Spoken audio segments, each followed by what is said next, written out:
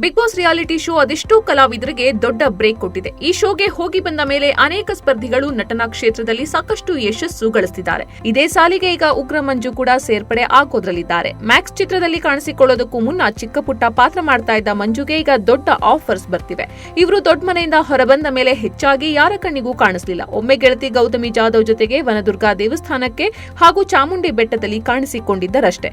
ಅದು ಬಿಟ್ರೆ ಉಗ್ರ ಮಂಜು ಯಾವುದೇ ಪ್ರೋಗ್ರಾಂನಲ್ಲಿ ಕಾಣಿಸಿಕೊಂಡಿಲ್ಲ. ಬಿಬಿಕೆ 11ರ ಹೆಚ್ಚಿನ ಸ್ಪರ್ಧಿಗಳು ಬಾಯ್ಸ್ ವರ್ಸಸ್ ಗರ್ಲ್ಸ್ ರಿಯಾಲಿಟಿ ಶೋನಲ್ಲಿದ್ದಾರೆ. ಅತ್ತ ತ್ರಿವಿಕ್ರಮ್, ಅನುಷಾ ರೈ ಹಾಗೂ ಭವ್ಯ ಗೌಡ ಸಿಸಿಎಲ್ ಮ್ಯಾಚ್ನಲ್ಲಿ ಮೊನ್ನೆಯಷ್ಟೇ ಕಾಣಿಸಿಕೊಂಡಿದ್ರು. ಆದರೆ ಉಗ್ರ ಮಂಜು ಅವರು ಎಲ್ಲಿದ್ದಾರೆ ಎಂಬ ಕುತೂಹಲ ಅನೇಕರಲ್ಲಿತ್ತು. ಅದಕ್ಕೀಗ ಒಂದು ಫೋಟೋದ ಮೂಲಕ ಉತ್ತರ ಸಿಕ್ಕಿದೆ. ಮಂಜು ಅವರಿಗೆ ಈಗ ಆಫರ್ಸ್ ಹುಡುಕಿ ಬರ್ತಾ ಇವೆ. ಅವರು ಸುದೀಪ್ ಅಳಿಯನ ಮ್ಯಾಂಗೋ ಪಚ್ಚ ಸಿನಿಮಾದಲ್ಲಿ ಬಹುಮುಖ್ಯ ಪಾತ್ರದಲ್ಲಿ ನಟಿಸುತ್ತಿದ್ದಾರೆ.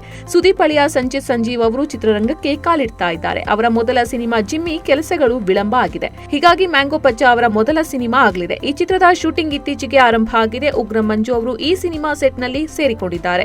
ಈ ಫೋಟೋಗಳನ್ನು ಅವರು ಸೋಷಿಯಲ್ ಮೀಡಿಯಾದಲ್ಲಿ ಹಂಚಿಕೊಂಡಿದ್ದಾರೆ. ಮ್ಯಾಕ್ಸ್ ಸಿನಿಮಾದಲ್ಲಿ ಉಗ್ರ ಮಂಜು ಸೂಪರ್ ಆಗಿ ಆಕ್ಟ್ ಮಾಡಿದ್ರು. ಸುದೀಪ್ ಜೊತೆಗೆ ಅಬ್ಬರಿಸಿದ್ರು. ಖಡಕ್ ಆಗಿ ಡೈಲಾಗ್ ಹೇಳಿದ್ದಾರೆ. ಹಾಗಾಗಿ ಈ ಒಂದು ಚಿತ್ರದಿಂದ ಉಗ್ರ ಮಂಜು ಇದೀಗ ಮ್ಯಾಕ್ಸ್ ಮಂಜು ಕೂಡ ಆಗಿದ್ದಾರೆ. ಇವರ ಸಿನಿಮಾ ಜರ್ನಿಯಲ್ಲಿ ಮ್ಯಾಕ್ಸ್ ತುಂಬಾನೇ ಮಹತ್ವದ ಚಿತ್ರ ಆಗಿದೆ.